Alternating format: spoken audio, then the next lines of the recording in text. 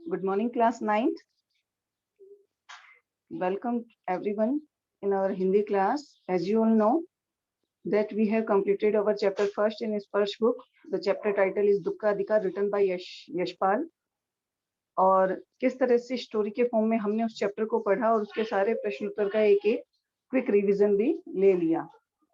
We are present here with the new topic, new content, new chapter. Chapter second. Title is मेरी पहली शिखर यात्रा.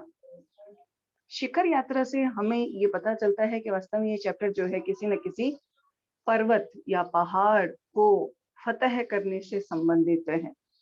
और जैसा कि आप सभी सामान्य ज्ञान जो है परिपुष्ट करते हुए इस चीज को भी याद रखते हो कि हमारे पूरे भारतवर्ष में ऐसी कई महिलाएं हैं जिन्होंने भारत का परचम पूरे विश्व स्तर पर लहराया है. और इंटरनेशनल लेवल पे जो पूरी अपनी नेशनलिज्म को यानी अपनी राष्ट्रीयता को वहां पर इंट्रोड्यूस कराने वाली जो महिलाएं हैं, उन महिलाओं में एक ऐसी पर्वतारोही महिला भी शामिल है जिन्होंने अपने दमखम से हमारे राष्ट्रध्वज को 8,448 मीटर ऊंची एक बहुत बड़ी पर्वत श्रृंखला जिसे हम माउंट एवरेस्ट के नाम से जानते हैं, उस पर भी हमारे राष्ट्रध्वज को फहराया. यानी वहां तक भी हमारे पूरे भारतवर्ष का परचम पहुंचाया. ये कौन थी? ये कोई और नहीं, तुरंत दिमाग में एक विचार कौंधता है, एक व्यक्तित्व उभरता है, एक छवि निखर कर सामने आती है, वो थी बछेंद्री पाल. बछेंद्री पाल जो मुख्य रूप से एक पहाड़ी क्षेत्र से संबंधित रही है, यानी उत्तराखंड के राज्य के बंपा जिले के एक छोटे से गांव में जन्मी थी, जिनका जन्म हुआ 24 मई 1954 को. अब बछेंद्री पाल ने किस तरह से जीवन के संघर्षों को सहन किया? बेटा, हमने जब भी किसी बड़ी हस्ती के विषय में जानकारी हासिल करी है तो उनके इतिहास को जानने पर यह ज्ञात हुआ है कि अपने जीवन में उन्होंने कई संघर्षों को सहन किया. उन संघर्षों के आगे निस्ते नाबूद नहीं हुए, बल्कि डटे रहे और पुरजोर यानी पूरी ताकत के साथ उन विषम परिस्थितियों से लड़ते हुए उन्हें एक अच्छी परिस्थितियों में ढाल दिया और इतिहास के पन्नों पर स्वर्णिम अक्षरों में अपना एक रिकॉर्ड कायम किया, है ना. तो कौन थी बछेंद्री पाल? कहाँ से संबंधित थी? माता पिता कौन थे? इन्होंने भी एक महिला होने के नाते, एक लड़की होने के नाते किस तरह से लिंग भेद से संबंधित भेदभावों को सहन किया, ये सारी बातें हम उनके जीवन परिचय से पढ़ेंगे. और ये जो पाठ लिखा है ये भी किसी और के द्वारा नहीं लिखा हुआ, बल्कि बछेंद्री पाल ने ही अपनी एक आत्मकथा लिखी, ठीक है ना, बायोग्राफी लिखी. उसी के अंदर इन्होंने अपने उस अंश को, जिस अंश को हम अपने सिलेबस में पढ़ेंगे, उन्होंने उसको लिखा था. यानी उनका जो जीवन का एक्सपीरियंस था, जीवन का अनुभव था, वो आज वो हमारे पाठ्यक्रम में शामिल किया गया है. बेटा, मैंने कल की क्लास में भी बताया कि जब भी हम किसी पाठ को पढ़ते हैं तो लैंग्वेज जो है वो कोई ना कोई पीछे मॉरल या सीख जरूर देती है. भाषा से संबंधित किसी भी पाठ को अगर पढ़ोगे, वो हमारे भाषा ज्ञान को तो विकसित करता ही है, बल्कि हमें एक नैतिक और मौलिक सीख भी देता है. और इसमें यही सीख दी गई है कि समाज के आगे बढ़ाने की जो चक्र है वो 2 चक्र है, पुरुष और महिलाएं. इसीलिए पुरुष और महिलाओं को बराबर समान अधिकार मिलने आवश्यक हैं, क्योंकि महिलाएं भी हर एक क्षेत्र में पुरुषों से कंधे से कंधा मिलाकर आगे बढ़ रही हैं और अपना दमखम जो है वो अंतर्राष्ट्रीय स्तर पर भी दिखा रही हैं. इसके लिए मुझे किसी और का नाम लेने की आवश्यकता नहीं है. चाहे आप अपने देश के अंदर देख लीजिए, चाहे अंतर्राष्ट्रीय स्तर पर देख लीजिए, कई ऐसी महिलाएं हैं उन्हें राजनीति, खेल, विज्ञान, अंतरिक्ष, हर किसी क्षेत्र में जो है अपना परचम लहराया है. और ऐसी ही एक महिला जिसका नाम है बछेंद्री पाल, उनके जीवन का परिचय हम ज्ञात करते हैं. देखिए, बछेंद्री पाल. बछेंद्री पाल का जन्म उत्तरांचल के चमोली जिले के बंपा नामक गांव में 24 मई 1954 को हुआ. बछेंद्री अपनी माँ हंसादेई नेगी, जरूर जरूर ध्यान रखिएगा और अंडरलाइन भी कीजिएगा। माँ का नाम यहाँ पर क्या दिया गया है? हंसादेई नेगी, ठीक है। और पिता, पिता का नाम है किशन सिंह पाल, की तीसरी संतान थी, यानी ये एक अकेली तो थी ही, इनके अलावा और कौन थे? दो इनके भाई थे। देखिए इनके विषय में है, पिता पढ़ाई का खर्च उठाने में असमर्थ थे, अतः बचेंद्री को 8वीं से आगे की पढ़ाई का खर्च खुद सिलाई और कढ़ाई करके जुटाना पड़ता था। देखिए यहाँ पर मैंने आपको पहले ही बताया कि कुछ लोग ऐसे हैं जिन्होंने वास्तव में कई जो संघर्ष है वो सहन करते हुए अपने जीवन को जो है एक नया मोड़ दिया और इतिहास में अपना नया एक ऐसा रिकॉर्ड कायम किया जिसे उनके पीछे के किसी भी लोगों ने नहीं तोड़ पाया, क्योंकि इतिहास भी उन लोगों को याद रखता है जो नंबर 1 पे रहते हैं। नंबर 2, नंबर 3 और उसके बाद की गिनती तो बहुत कम लोग ही याद करते हैं। तो अब क्या हुआ, आगे की एजुकेशन को कंटिन्यू करने के लिए बचेंद्री के जो प्रिंसिपल थे उन्होंने उनके फादर को जो है एग्री किया कि भाई आगे उसको 10th तक की पढ़ाई तो करवाओ। बचेंद्री ने ऐसे विषम परिस्थितियों के बाद 10th से आगे देखिए अपना ग्रेजुएशन किया। ग्रेजुएशन के बाद पोस्ट ग्रेजुएशन यानी एमए की। एमए किस विषय में की? संस्कृत में। उसके बाद बीएड की शिक्षा हासिल करी, यानी टीचर्स ट्रेनिंग भी ले ली। लक्ष्य के प्रति इसी समर्पण भाव ने, यानी वो अपने किसी भी जीवन के टारगेट को अधूरा नहीं छोड़ती थी, पूरा डेडिकेशन के साथ उस टारगेट को अचीव करने की कोशिश करते थे। उसी डेडिकेशन के कारण उन्होंने एवरेस्ट पर विजय प्राप्त करने वाली पहली भारतीय महिला पर्वतारोही का गौरव भी प्राप्त किया। अब देखिए इनके साथ भी क्या घटना घटित होती थी। कहा जाता है या समाज ये इस चीज की जो है वहां पर कई ऐसी झांकियां प्रस्तुत करता है, कई ऐसे उदाहरण प्रस्तुत करता है जहां पुरुष और महिलाओं, लड़के और लड़की में भेदभाव किया जाता है। इनके साथ क्या होता था कि यूं माना जाता है कि लड़कियां जो है शारीरिक रूप से बहुत कमजोर होती हैं, उनके अंदर जो है इतना साहस नहीं होता, इतनी ताकत नहीं होती। लेकिन चाहे पीवी सिंधु का नाम ले लो, चाहे क्रिकेट के क्षेत्र में, अंतरिक्ष के क्षेत्र में, राजनीति के क्षेत्र में या किसी और क्षेत्र में, किसी का भी नाम ले लीजिए, हर क्षेत्र में महिलाओं ने भी पूरा दमखम दिखाया ही है। क्यों? क्योंकि वो मानती है कि शारीरिक संरचना भली हमारी भिन्न है, लेकिन शारीरिक जो बल है, सामर्थ्य है, जो मानसिक उत्साह है, जो ताकत है, वो हमारा बिल्कुल बहुत चरम पर है, बहुत हाई लेवल का है। देखिए क्या होता था कि बछेंद्री उत्तराखंड में थी, उत्तराखंड में पहाड़ थे, पहाड़ों पर चढ़ने का चाव यानी शौक बचपन से ही बछेंद्री को था। जब ये पर्वत पर चढ़ती थी तो इनका जो बड़ा भाई था वो इनको पहाड़ पर चढ़ने से रोकता था, और इनसे ही एक 6 साल छोटा भाई और था। बड़ा भाई उस छोटे भाई को जो है पहाड़ पर चढ़ने के लिए उत्साहित करता था, उकसाता था, इनकरेज करता था, मोटिवेट करता था। तब बछेंद्री को बहुत बुरा लगता था। वो सोचते थे कि भाई भाई ये क्यों नहीं समझता कि जो काम छोटा भाई कर सकता है वो उसकी बड़ी बहन भी तो कर सकती है। लोग लड़कियों को इतना कोमल, इतना नाजुक क्यों समझते हैं। फिलहाल पहाड़ों पर चढ़ने की उनकी इच्छा बचपन में पूरी होती रहती थी। कैसे होती रहती थी आपको पता है कि ये जो बारिश का मौसम आता है तो पहाड़ी क्षेत्रों में रहने वाले लोग जो हैं, जब बारिशें नहीं हो रही होती तब तो पहाड़ों पर जाकर शिखर के वहां रहते हैं, और जब बारिशों का मौसम होता है तो दुर्घटना होने की संभावना से बचने के लिए वो नीचे मैदानी क्षेत्र में आ जाते हैं, है ना। तो पहाड़ों पर चढ़ने की उनकी इच्छा बचपन में ही पूरी होती रही, क्योंकि इनका परिवार साल के कुछ महीने ऊंचाई वाले गांव में रहता था और कुछ महीने पहाड़ से नीचे तराई वाले बसे एक गांव में रहता था। यानी जिस मौसम में परिवार नीचे तराई वाले गांव में रहता था, उन महीनों में स्कूल जाने के लिए बचेंद्री को 5-6 मील पहाड़ की चढ़ाई चढ़नी पड़ती और उतरनी भी पड़ती थी। यानी ये तो उनके मतलब डेली रूटीन में शामिल था। अब डेली रूटीन में जो चीजें शामिल होती है हम उसके क्या हो जाते हैं, हैबिचुअल हो जाते हैं, है ना, वो हमारी आदत में शामिल हो जाता है। तो बछेंद्री ने जब अपनी एजुकेशन कंप्लीट कर ली थी तो उस जगह यानी उत्तराखंड में ही एक टीम आई। टीम यानी किस कमिटी से संबंधित थी? एक फाउंडेशन था, उसका नाम क्या था? Indian mountain foundation. और किस टारगेट को लेकर के आया था वह? इंडियन माउंटेन जो फाउंडेशन था वो एवरेस्ट अभियान पर जाने का साहस रखने वाली महिलाओं की खोज शुरू करने के लिए आया था। यानी उनको ऐसी ऐसी महिलाओं की जरूरत थी जो एवरेस्ट अभियान में शामिल होना चाहती हैं और एवरेस्ट पर चढ़ करके एक रिकॉर्ड कायम करना चाहती हैं। तो बछेंद्री भी इस अभियान दल में शामिल हो गई।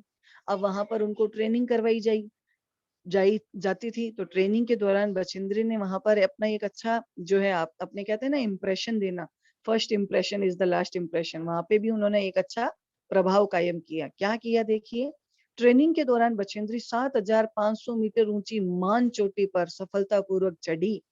तो कई महीनों के इस तरह के अभ्यास के बाद, यानी कई महीने उनको प्रैक्टिस करवाई गई और इसी प्रैक्टिस के बाद आखिर वह दिन आ ही गया जब उन्होंने माउंट एवरेस्ट पर विजय हासिल करी। और वो कौन सा दिन था देखिए। तो ये जो चैप्टर है, हम इस चैप्टर में उसी एक इंसिडेंट को पढ़ रहे हैं जिसमें उन्होंने बताया है कि किस तरह से रोंगटे खड़े कर देने वाली ये घटना थी और उनके जीवन की एक ऐतिहासिक घटना थी जिस घटना ने उनके जीवन को बदल दिया और उन्हें एक ऐसी महिला के रूप में ला खड़ा किया जो पूरे विश्व स्तर पर पहली महिला के रूप में जानी गई। ठीक है, बछेंद्री ने एवरेस्ट विजय की अपनी इसी रोमांचक पर्वतारोहण यात्रा का सारा विवरण खुद लिखा है। प्रस्तुत अंश यानी यहाँ पर ये जो पाठ शामिल किया गया है उसी पूरे विवरण में से लिया गया है। यह लोमहर्षक का क्या अर्थ होता है? लोमहर्षक का अर्थ है रोंगटे खड़े कर देने वाला, अंदर तक हिला देने वाला। बछेंद्री के उस अंतिम पड़ाव से शिखर पर पहुंचकर तिरंगा लहराने के एक एक पल का ब्यौरा हमारे सामने बयान करता है।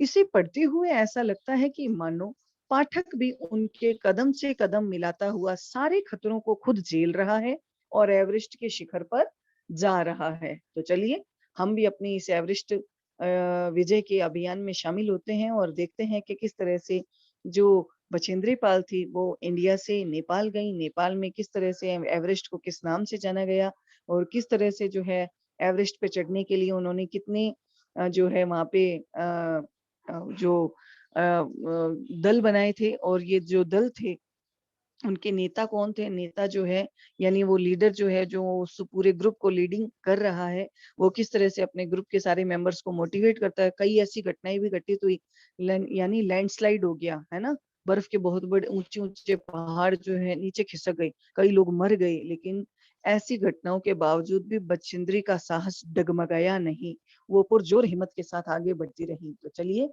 हम भी उनकी इसी यात्रा का एक हिस्सा बनते हैं और शामिल होते हैं उनकी यात्रा में।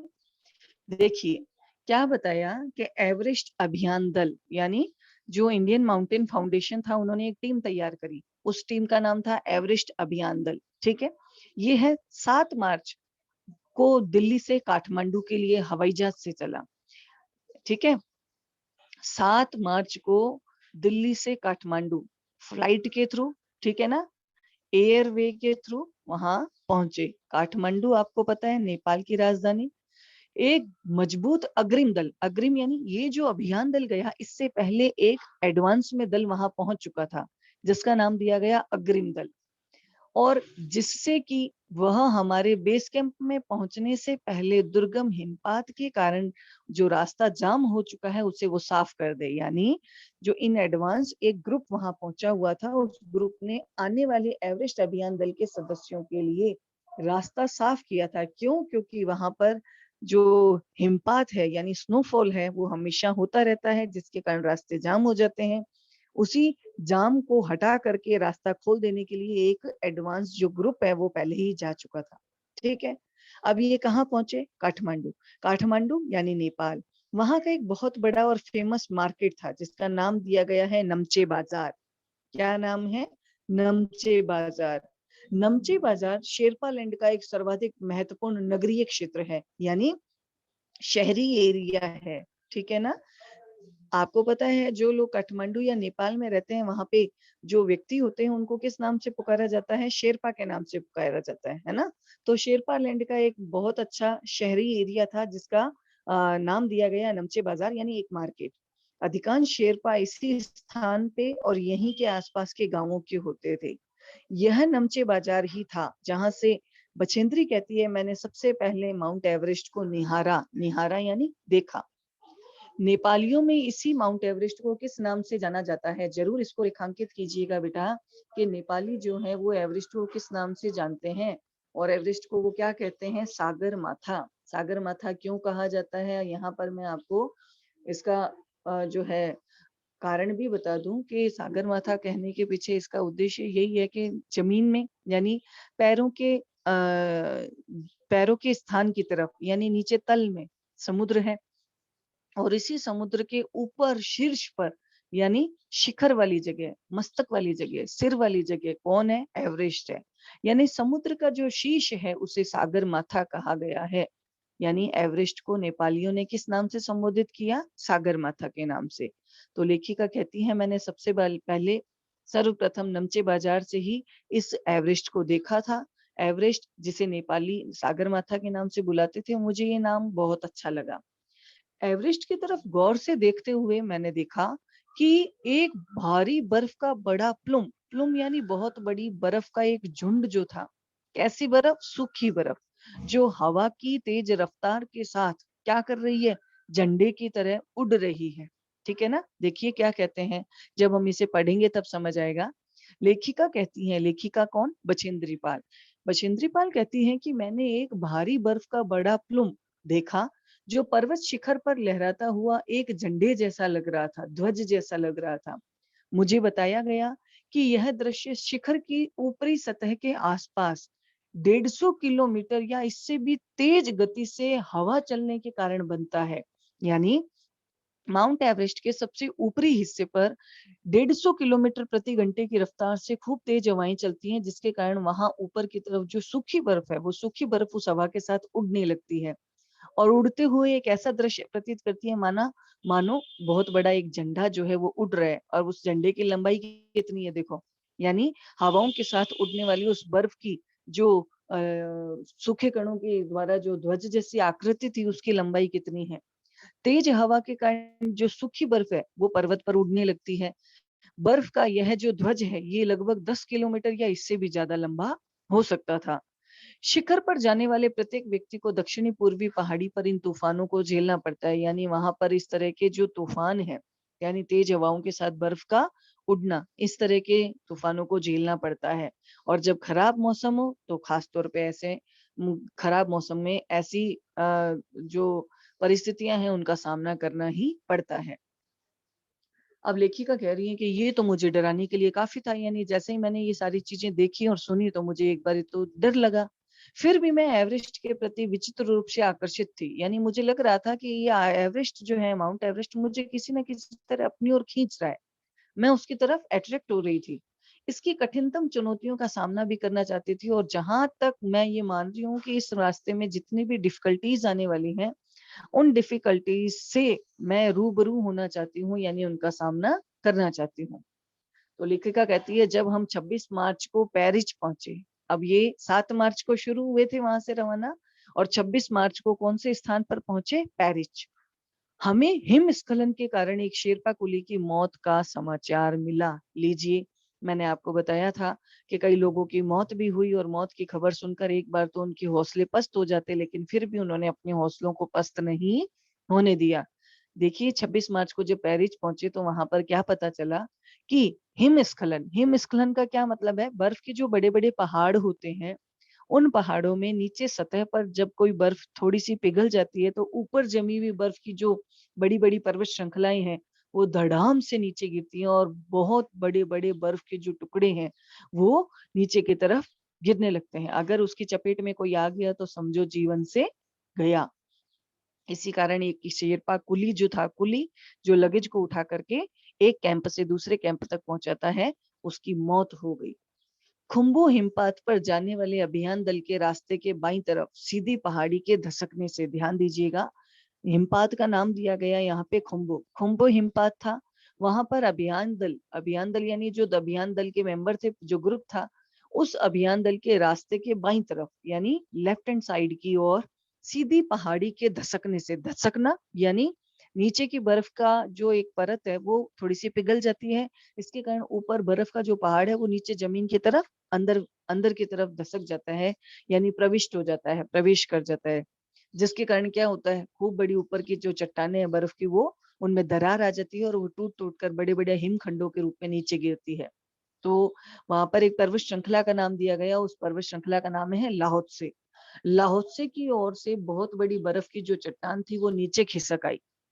16 शेरपा कुलियों का एक ग्रुप था जो लगेज को एक कैंप से दूसरे कैंप पर ले जा रहे थे, लेकिन वहां पर वो दुर्घटना के शिकार हुई। ठीक है, उनमें 16 में से एक की तो मौत हो गई और अन्य 4 घायल हो गई। यानी टोटल वहां पे कुली यानी शेरपा कुली की संख्या कितनी थी? 16।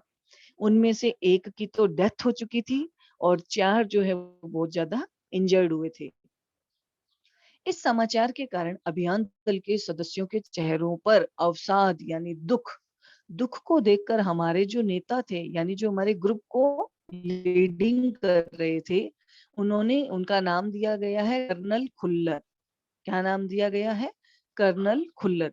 कर्नल खुल्लर ने स्पष्ट किया, क्या बताया कि एवरेस्ट जैसे महान अभियान में खतरों को और कभी कभी तो मौत भी आदमी को सहज रूप से सह स्वीकार करनी पड़ती है। यानी अगर आप इस तरह के किसी गतिविधि में शामिल हो रहे हो, अगर आपने अपना ऐसा टारगेट बनाया है जिसमें खतरे तो शामिल होंगे ही होंगे, तो फिर खतरे तो क्या, कभी कभी तो मौत को भी गले लगाना पड़ता है। अब आपको बताया मैंने कि जब उनका खुद का अभियान दल वहां पर पहुंचा था, उससे पहले एक एडवांस ग्रुप जो है वो पहले ही जा चुका था। उस एडवांस ग्रुप को लीडिंग कौन कर रहा था? प्रेमचंद। ठीक है, उस प्रेमचंद को उपनेता माना गया। एक तो प्रमुख नेता था कर्नल खुल्लर और दूसरा उपनेता कौन था? प्रेमचंद।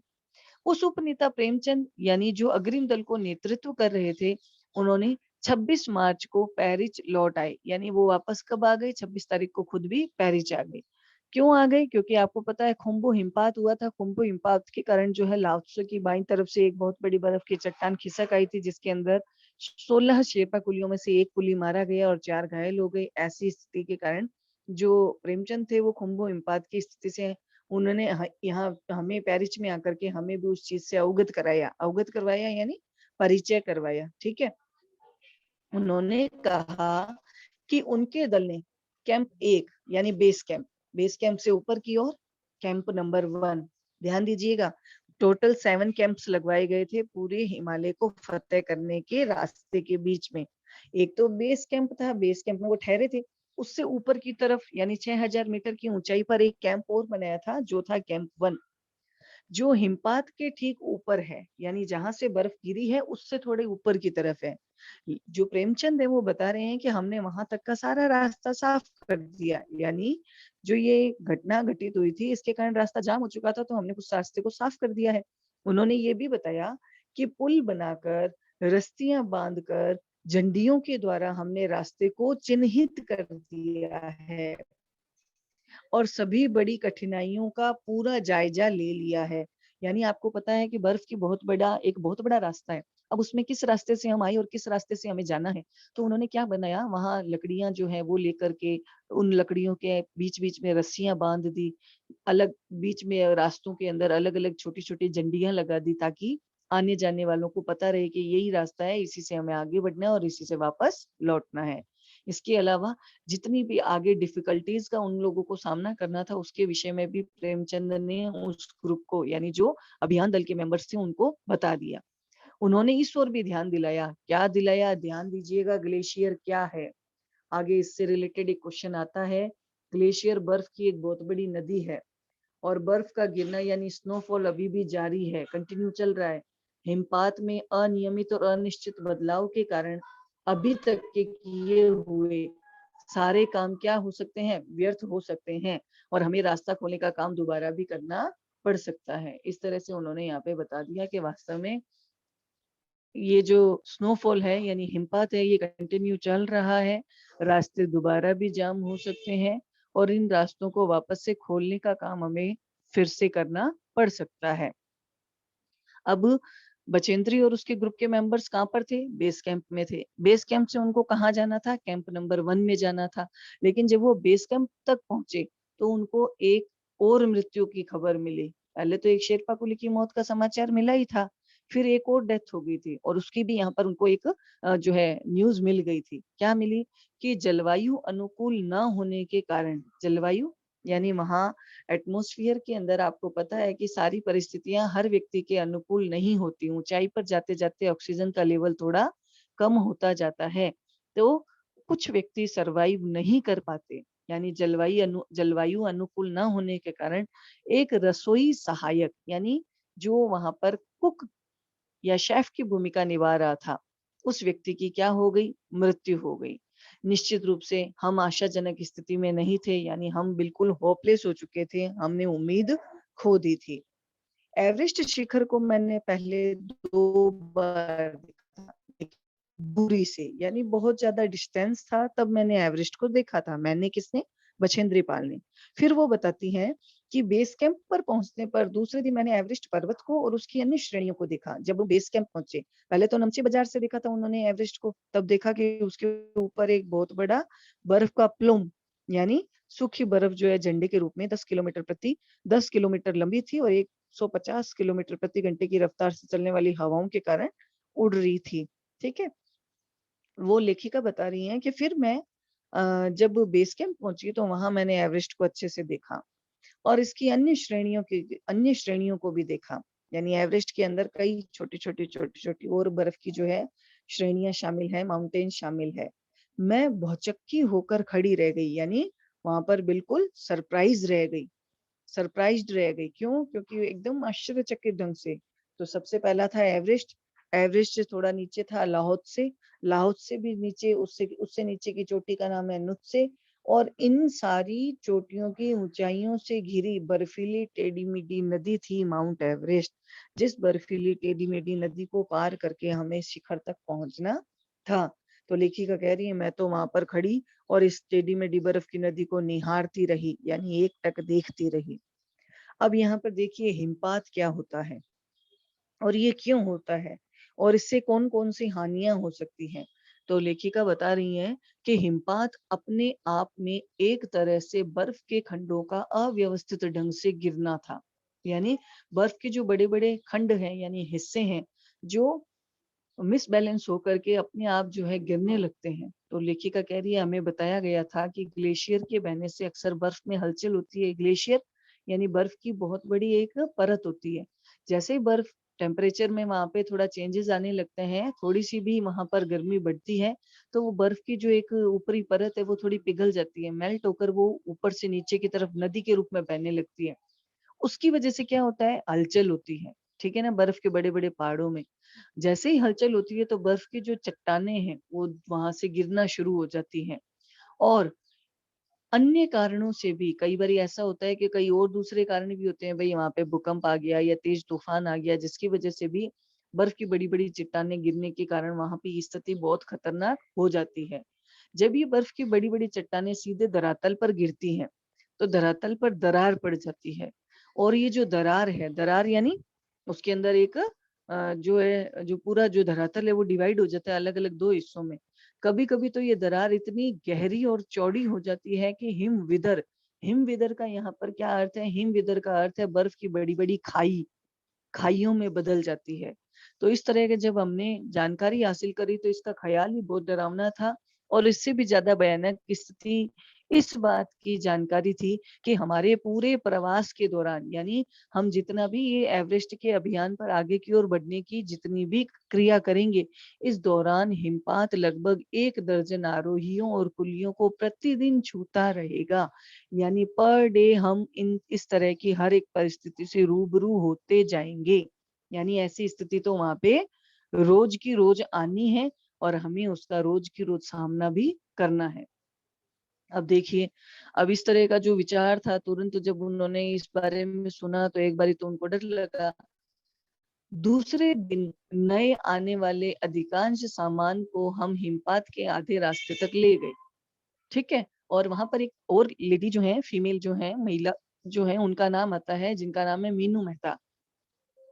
डॉक्टर मीनू मेहता ने हमें एल्यूमिनियम की सीढ़ियों से अस्थायी पुलों को बनाना, लट्ठों लट्ठों यानी बम्बूस जो होते हैं, यानी लकड़ी के या बांस के लट्ठे टुकड़े, उन लट्ठों से और रस्सियों का उपयोग करना, यानी वहां पर उन रस्सियों से पुल बना लेना। बर्फ की आड़ी तिरछी दीवारों पर रस्सियों को बांध देना, और हमारे अग्रिम दल के अभियांत्रिकी कार्यों के बारे में मीनू मेहता ने हमें डिटेल में पूरी जानकारी दे दी कि भाई एल्यूमिनियम की सीढ़ियां बना करके अस्थायी पुल बना दिए हैं, या अस्थायी पुलों के साथ साथ वहां लट्ठे गाड़ दिए गए हैं, झंडियां गाड़ दी गई है, बीच में रस्सियां बांध दी गई है। इसके अलावा जो रास्ते जाम हो चुके थे उन रास्तों को भी हमने साफ करवा दिया गया है। इस तरह की पूरी जानकारी डिटेल में दी। तीसरे दिन हिमपात से कैंप 1 तक का सामान ढोकर चढ़ाई का अभ्यास करने के लिए निश्चित किया गया। यानी अब हम बेस कैंप से कहाँ जाएंगे, कैंप 1 में, और अपना अपना सामान साथ में ढोकर के लिए जाना है। तो लेखिका के साथ और कौन कौन था, एक तो रीता गोम्बू और एक लेखिका खुद, ये साथ साथ चढ़ रहे थे।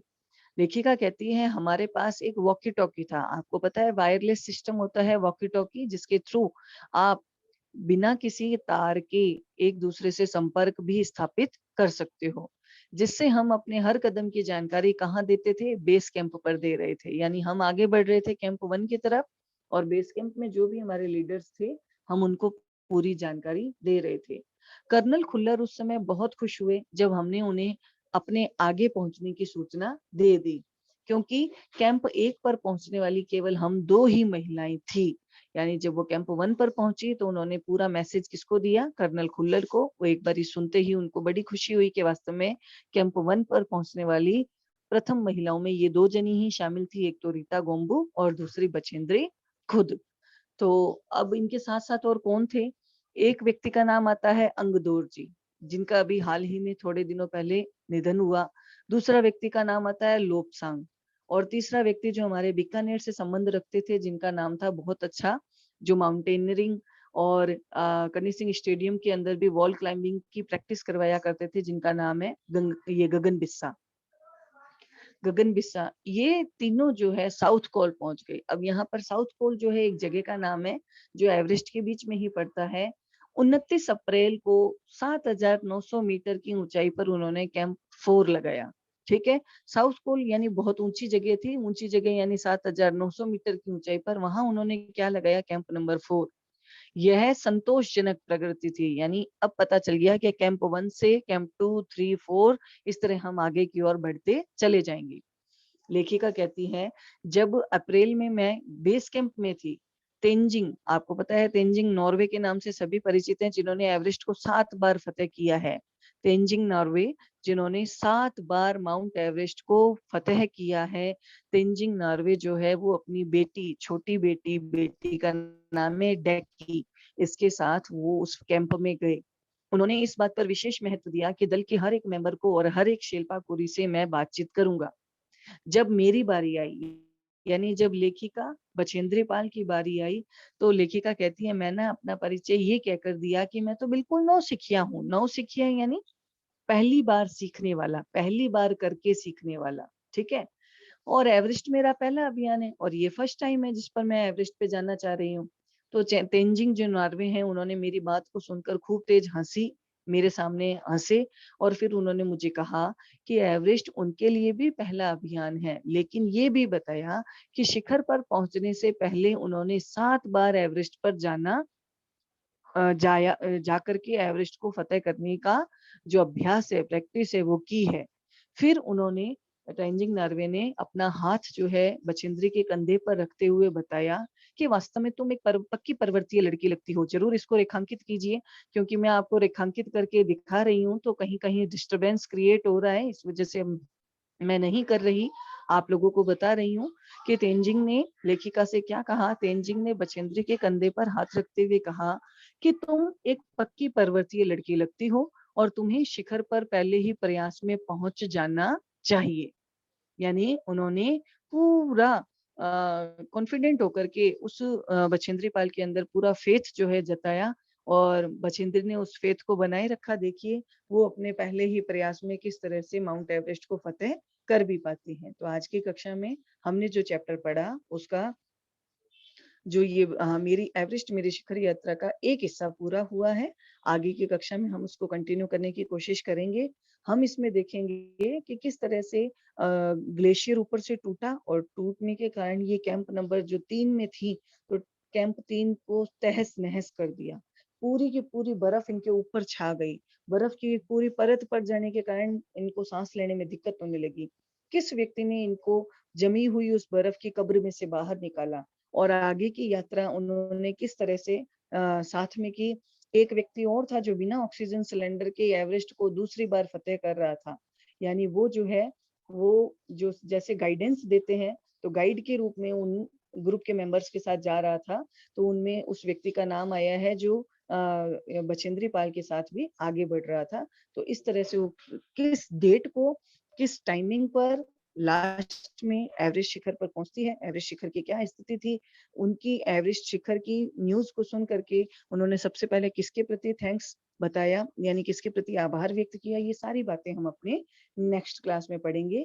उम्मीद करती हूँ आपको आज की क्लास अच्छे से समझ आई होगी बेटा, और ये भी उम्मीद जाहिर करती हूँ कि आप लोग जो है घर पर भी इसका एक अच्छा रिवीजन लोगे, क्योंकि चैप्टर यहाँ हमने पढ़ा है, इसके साथ साथ आपको घर पे भी प्रैक्टिस की आवश्यकता जरूर है। तो अगर अभी हम इंटरेक्ट नहीं हो पाए तो जैसे ही क्लास ओवर होती है आप कॉल करके अपने किसी भी डाउट को क्लियर कर सकते हो, और कोई भी क्वेरी है तो आप उसके विषय में भी कॉल कर सकते हो। ठीक है, तो मीटिंग को एंड करते हैं बेटा यहीं पर। Thanks for cooperating me. We will meet in our next meeting tomorrow. Bye, beta.